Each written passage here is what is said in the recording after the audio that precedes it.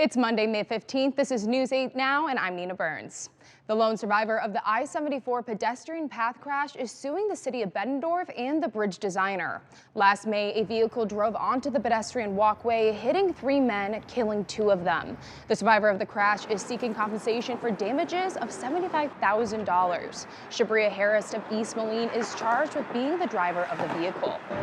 A group of activists are demanding change along our area's rivers. The Great Plains Action Society hosted its Walk for River Rights this weekend. Supporters walked across the Centennial Bridge to spread awareness of river pollution and overconsumption concerns. Meteorologist Andrew Stutzky is here with the latest on your forecast. Hi, Andrew. Hey there, Nina. Yeah, still can't kick the clouds. We've seen a lot of those today. Some showers also continuing south of the Quad Cities. We'll have 1 or 2 more of those as we go through the evening and then another round later tonight. But for most of us, you can plan on dry skies and temperatures returning to the 50s. There may be 1 or 2 of those showers very early tomorrow morning. I'm talking pre-dawn hours. Then all of us will finally kick some of these clouds out. We'll get ourselves into some sun, and look what it does to your temperature. I think we're going to go into the low 80s for your Tuesday, and the temperature and weather continues to get even better as we go throughout the week. You can track when we're tracking our next round of potential thunderstorms. Just tap the News 8 app or the Storm Track 8 app to get that hour-by-hour, day-by-day forecast. Nina? Thank you, Andrew. The Rock Island Arsenal Museum is preparing to reopen. Now that renovations are complete, the center will return June 29th. It closed in 2020 due to the pandemic a year earlier than planned. The director says updated exhibits will enhance the learning experience for guests. There's a lot of different things that'll pull people in, but I think the personal stories are the ones that are really engaging for most folks. Like, these are real people. They may have lived 100 years ago, but these are real people, and they're from the Quad Cities community.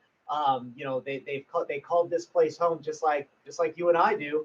And so I think for our average visitor, that's really important. This facility is the U.S. Army's 2nd oldest museum. Finding the nearest grocery store is not always the easiest for residents in rural areas, but there's a farm in Mercer County that's coming up with a new way to get what you need. It's a self-service farm store located off of Knoxville Road in Sherrard. Eggs, meats, baked goods, and plants are just some of the few items available. You simply take what you want and then leave your money at the counter. Owner Cassandra Pulse says so far, greedy hands have stayed away. There's always going to be a concern with that.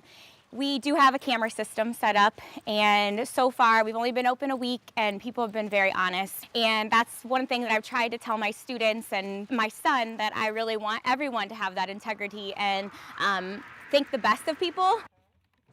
The store is open from 8 to 8 every day and runs through October. It's just east of the Fire Lake Golf Club. The official list of the most popular boy names moms gave their newborns in the U.S. for 2022 is out, and you'll see mostly familiar names top in the list.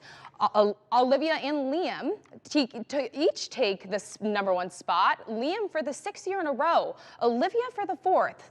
Top 5 on the boys list also include Noah, Oliver, James, and Elijah. For girls, Emma, Charlotte, Amelia, and Sophia. There's only one new name that's made the top 10 list this year, and that's Luna. The lists have been completed by the Social Security Administration since 1997. Oh, the year I was born. Giving a little too much away there. That's all the time we have for News 8 Now. Be sure to be connected when you're online. We're not in front of your TV. That's on WQAD.com and our News 8 app for Apple, Android, Roku, and Fire TV, available at any time.